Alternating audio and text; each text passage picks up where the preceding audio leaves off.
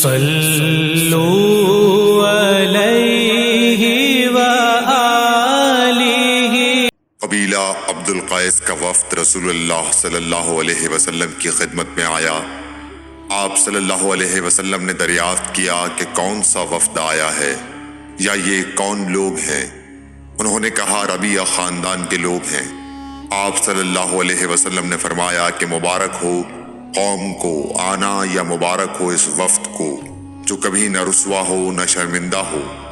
اس کے بعد انہوں نے عرض کیا کہ ہم ایک دور دراز کونے سے آپ کے پاس آئے ہیں اور ہمارے اور آپ کے درمیان کفار مضر کا قبیلہ پڑتا ہے۔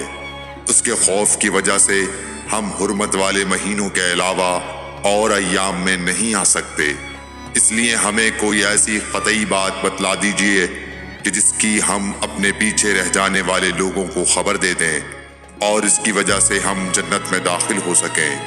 تو آپ صلی اللہ علیہ وسلم نے انہیں 4 باتوں کا حکم دیا اور 4 سے روک دیا۔ اول انہیں حکم دیا کہ ایک اللہ پر ایمان لائیں، پھر فرمایا کہ کیا تم جانتے ہو کہ ایک اللہ پر ایمان لانے کا کیا مطلب ہے؟ انہوں نے عرض کیا اللہ اور اس کا رسول زیادہ جانتے ہیں۔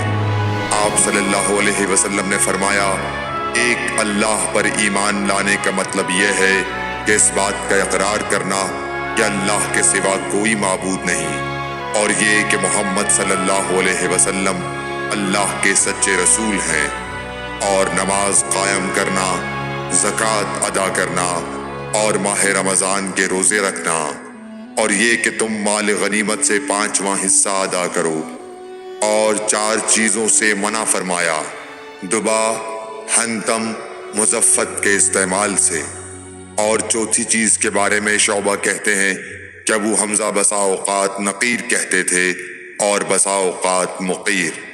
اس کے بعد رسول اللہ صلی اللہ علیہ وسلم نے فرمایا کہ ان باتوں کو یاد رکھو اور اپنے پیچھے رہ جانے والوں کو بھی ان کی خبر کر دو۔